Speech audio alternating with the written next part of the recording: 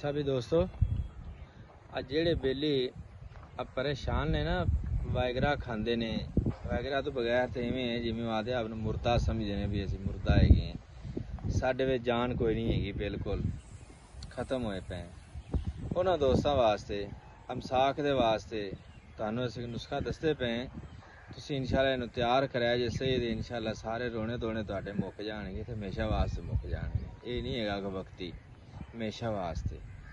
तुसां करना कि धतूरा लैना, धतूरा जड़ समैत लैना मुकम्मल पौधा, उंदे च तुसीं पानी कड्ढना है, कम से कम पानी अद्धा किलो होवे।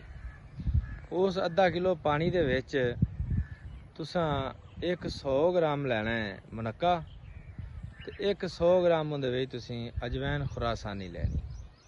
इन्हूं तुसीं इहदे विच भे के रख देना है। जदों ये सही फुल जावे ना, बन जाए, इन्हूं तुसीं घोटना है। घोट के इन्हूं कुआम ते लै आना, गोली दे कुआम ते इहदी काले चने जिड्डी गोली बनानी मेरा भाई। ये सुबह खा लो या शाम नूं खा लो, एक टाइम खानी है। ये पानी नाल भी खा सकते जे, गर्म दुध नाल भी खा सकते जे।